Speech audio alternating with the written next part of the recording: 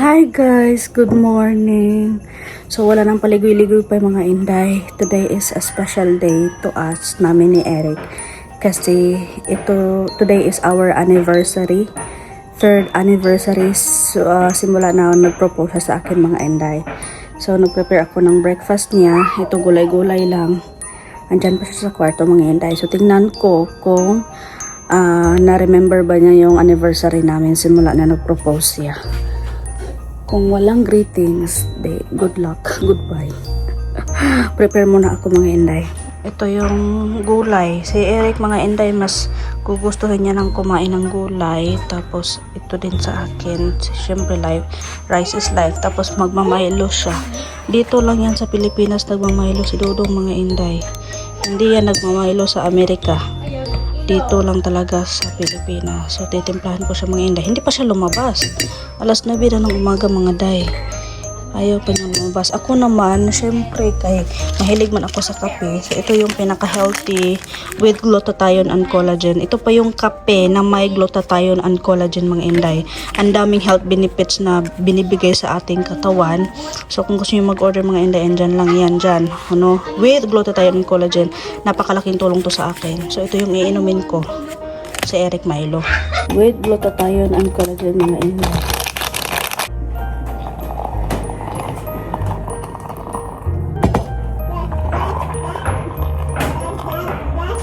Breakfast tayo mga inday, may tubig, Milo, pagkain. So pupuntahan natin si Eric sa kwarto.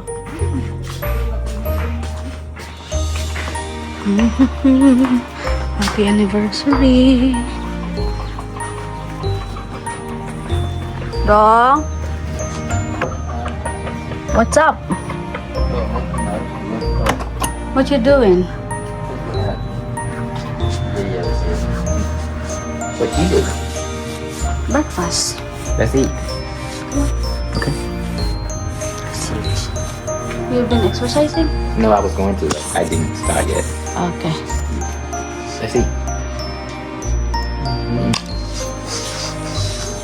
You hungry? Oh.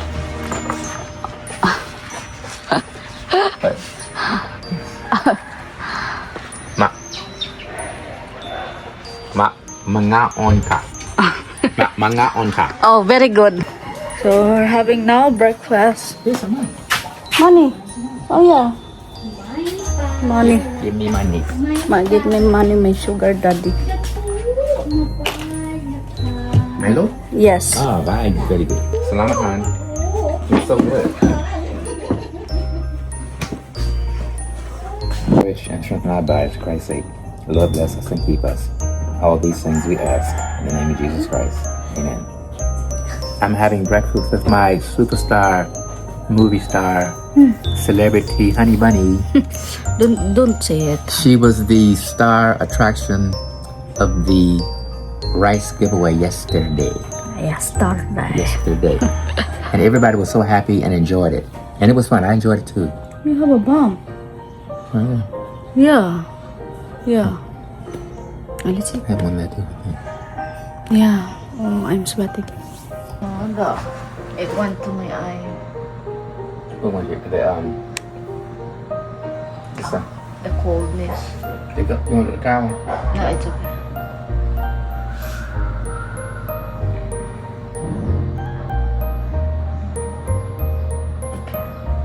Right here.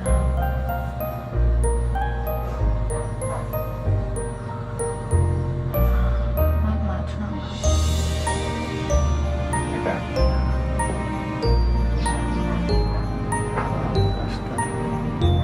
Again.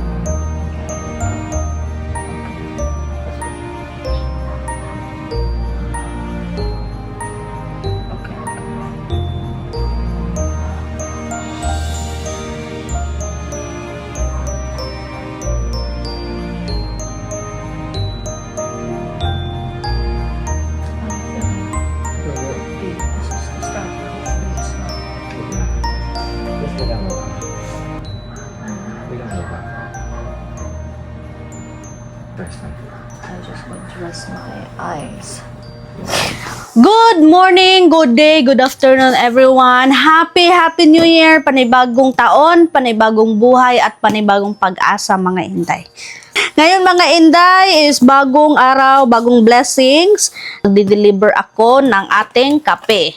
Santon Gold Coffee Mix with glutathione and collagen. So i-deliver ko to dito sa mga butika, dito sa aming probinsya. Dahil wala pang ibang nagdi-distribute dito sa aming probinsya mga Inday. Tayo lang sa Inday Heart. So kung gusto niyo matry, very healthy yung kape, very creamy, no, with glutathione and collagen, ito talaga yung nakapagpatulong sa aking buhok na grabe yung paglalagas ng buhok ko dati mga Inday. Sobrang dami. Kapag natutulog ako, tapos sa umaga pagkagising ko, ang dami mga hair fall sa mga unan ko. Pero nung nakatikim ako ng Santon Gold Coffee Mix mga Inday, inaraw-araw ko na talaga mag-take day, buntag mo to hapon day, malaking tulong. Tapos with glutathione collagen, tapos may stevia. Ang tamis yung mga Inday is wala siyang sugar, galing siya sa stevia. May malunggay, may mangustin, tsaka marami pang mga ingredients na nakaka-healthy sa ating katawan mga Inday. Kaya kung gusto niyo mag-order, ilagay ko dyan sa ilalim ang link ng Santon Gold Coffee Mix. Mag-order na kayo dahil nakakatulong ito sa ating pang-araw-araw na pangangailangan. Santon Gold Coffee Mix. So, Order ako ng 5 box at saka isang karton. isang karton, Oo, saan i-deliver? doon sa Japan. Sa Japan doon sa barangay? Opo. Oh, sige, ihatid ko lang. Okay, thank you no. So, sa mga pharmacy dito, magdi-deliver ako mga Inday. Tara. Is this okay? Yes. 2026 na mga Inday, magtatrabaho na tayo, magde-deliver na tayo ng ating pinaka-healthy na produkto, Santon Gold Coffee Mix. It's okay. That's big. I have here already. It's okay. I only need 1 bag. Okay. So may magpapa-deliver sa akin ng 3 boxes mga Inday. Ano ko na lang siya. Separate ko lang siya para diretso na pagdating ko doon.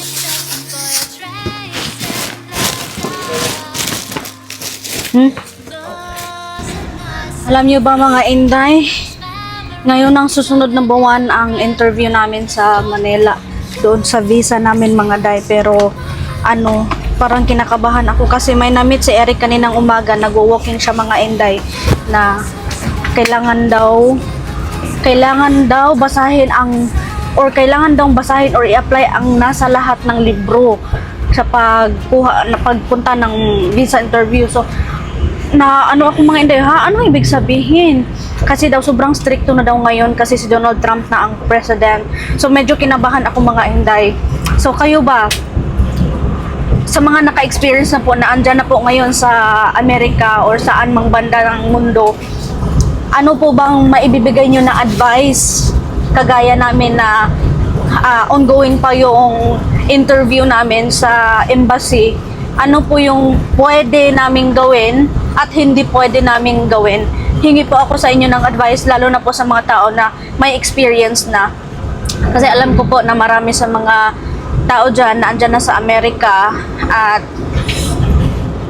kayo lang po ang maaasahan ko na pwede ko pong ma-apply during the interview, before and after interview, para medyo kinabahan talaga ako mga Inday nang sinabi sa akin ni Eric na may nakausap daw siya kanina na nagtatrabaho noon sa immigration, noon pa yun, sa embassy, noon pa yun mga Inday. I don't know lang ngayon na si Donald Trump na daw yung president. So, yung nag-comment sa aming video dati na sinabi na wag sabihin na vlogging yung trabaho ko, hindi namin yun alam. So at least ngayon malaking tulong sa amin yun mga Inday na hindi ko sasabihin na nagva-vlog ako. So yung agency ko, kinontak ko yung agency ko pero hindi pa siya nagre-response kung ano ang possible na work na isasagot ko during the interview mga Inday. Kasi may business permit ako. Pero na-expire na yung business permit ko mga Inday. Tapos hindi ko siya pwedeng i-renew kasi pag na-renew ko siya, hindi na rin ako magbebenta. So, sayang lang na every year ako magbabayad sa permit ko. So, I don't know kung yung business permit ko ba, magagamit ko pa ba yun kapag tinatanong nila kung ano yung work ko dito sa Pilipinas, mga inday. Tapos may mga investment ako, pero yung investment, mga inday, na walang kontrata, yung parang tutubo lang yung pera, ganun lang, mga inday ba. Pero hindi kalakihan, medyo konti lang. At least ba may pumapasok sa wallet ko, mga inday. Hindi alam ni Eric yun. Gusto ko lang kasi, mga inday, na magkaroon ako ng sariling pera. Ayoko talaga na ayoko magsalig kay Eric. Gusto ko yung pera na pinaghirapan ko, yung pera na ginagamit ko ay sarili ko, mga inday. Sa Eric, tumutulong yan sa akin financially, pero hindi ako humihingi. Hindi ako nanghihingi ng pera sa kanya. Kusa siyang nagbibigay sa akin ng pera, mga inday. Lalo na sa pamimigay namin ng bugas, sa pagtutulong ng mga tao, doon kami compatible kami ni Eric doon, mga inday. Pero yung sarili kong needs, yung gusto ko, hindi ako nanghihinga sa kanya.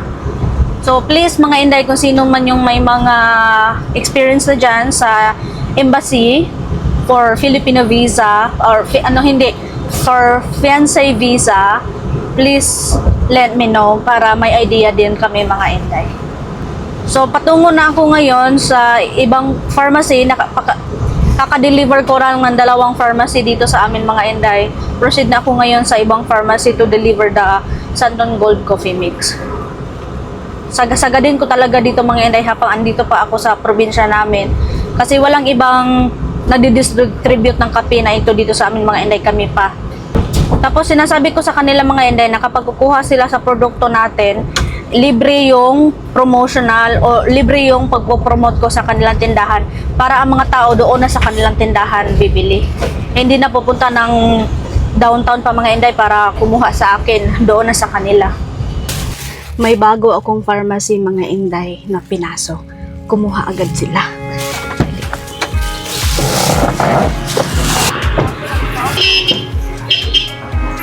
Yung minimum order ko, mga inday, sa mga pharmacy, kasi kakastart ko pa lang, 10 boxes. So, kumuha sila ng 10 boxes, mga inday. So, bibigyan natin. Usually, mga pharmacy yung target ko, mga inday.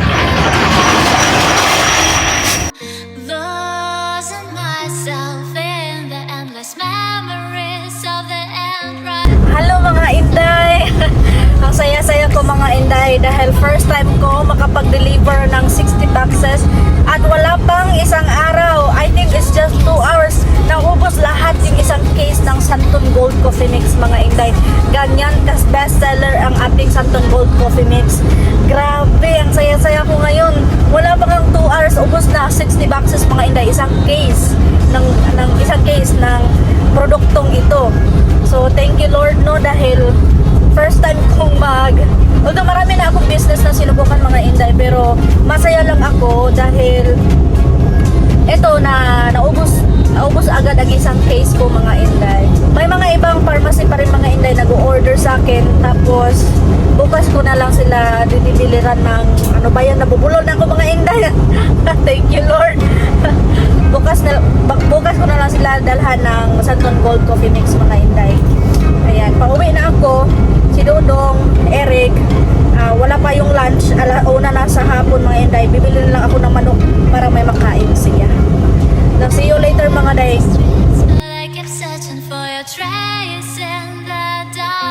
Inday, nakauwi na po ako dito sa amin galing sa pagde-deliver ng product ng Santon Gold Coffee Mix, mga inday.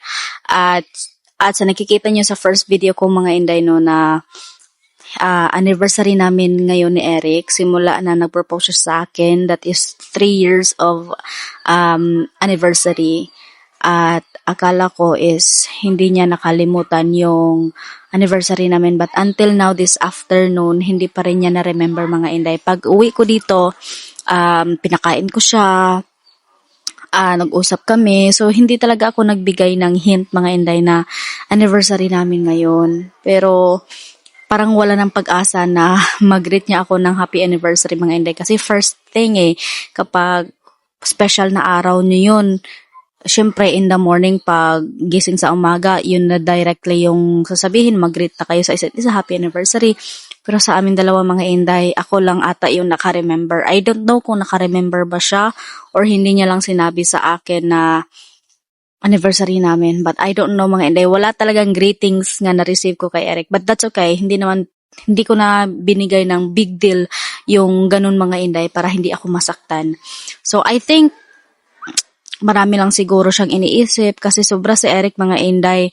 Ang dami-dami niyang trabaho, like ang dami-daming customer or mga client tumatawag sa Eric dito sa Pilipinas mga inday. Wala siyang masyadong tulog kasi during at night, yung sleeping time niya supposedly 8 to 11 tapos 11 until in the morning gising yan mga inday kasi yung business niya kasi yung may mga phone calls, ganyan, postcard, marketing, ganun mga inday. So Eric is a hard working man, so hindi na big deal sa akin na nakalimutan niya yung anniversary namin kasi I understand na busy siya na tao para din sa future naming dalawa mga inday. So, ako na lang yung magsasabi sa kanya mamaya na happy anniversary, happy 3rd year anniversary. Kasi we are planning to go to the ocean tonight mga inday. Mag-spear fishing kami ng aking kapatid. Kasi I think this is gonna be the last time na andito ako sa probinsya namin na makakapag-spear fishing ako. So, isa din to sa stress reliever ko mga inday, spear fishing at night. So, before ako alis mamaya mga inday, sasabihin ko na lang sa kanya na happy anniversary. Alam ko na masashock din siya mga inday kasi sobrang dami niyang iniisip, anong ganyan. Tapos, palagi naming pinag-usapan yung anong pwedeng mangyari sa interview namin kasi malapit na mga inday. February 1 kailangan andyan na kami sa Manila. Magsa-stay kami ng Manila February 1 until February 10 para sa aming interview. And may i-share ako sa inyo mga inday na muntik nang magdesisyon kami ni Eric na wag mo nang ituloy yung pagpunta ko ng US. So kung makapasa man ako sa interview, that is good. Pag hindi man ako nakapasa, that's still good. Yung second choice, dito na lang kami magpapakasal sa Pilipinas. Pero, buti may nakilala kami na friend na nagtatrabaho sa immigration kasi worry kasi kami mga inday na baka it's not the right time to go sa Amerika, lalo na si Donald Trump ang presidente ngayon na ang dami-dami mga pangyayari dyan sa Amerika, and si Eric is natakot din for my safety. So, sabi ni Eric, it's better na lang na hindi ako tutuloy or let's see na lang kung anong pwedeng mangyari. So, if ever mayroon kayong idea, mga inday, sa bago pa lang na nakalabas ng bansa na si Donald Trump ngayon ang president, kumusta yung pag-file nyo, kumusta yung interview nyo, it's the good time ba or okay lang ba, na ganun. Kasi sa akin mga inday, I'm not very, very excited to go. Hindi rin ako malungkot. Pinaubaya ko lang mga inday ko ano talaga mayayari sa visa namin, no. So, sabi naman ni Eric na gumastos na kami na malaki. Malaki na yung nagastos ni Eric sa filing namin. Pero sabi ni Eric, kung may plano ang Panginoon, makapasa ka man or hindi, ang pera makikita lang yan. But I'm worried about your safety. Ganun yung sabi sa akin ni Eric. So, kaya, we need more information na okay lang ba na ituloy, ganun mga inday.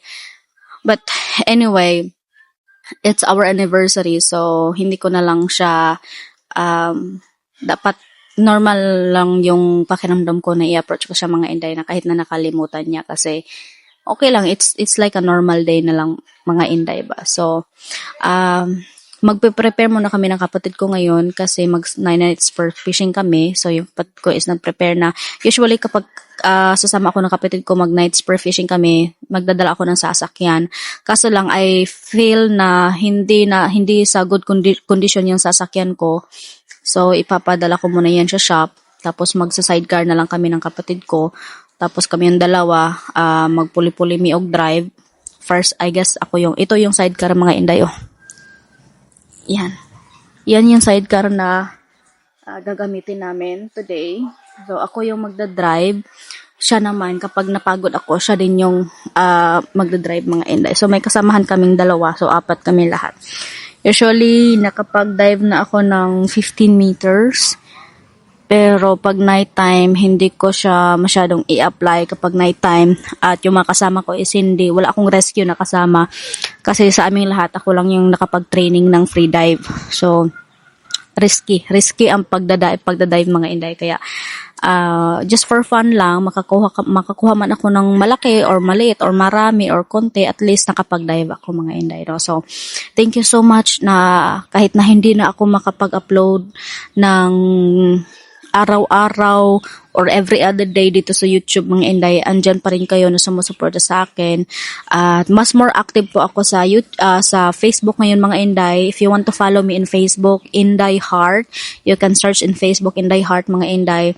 At ang main goal namin sa Facebook is sumutulong ng sa mga tao, namimigay kami ng bigas, no?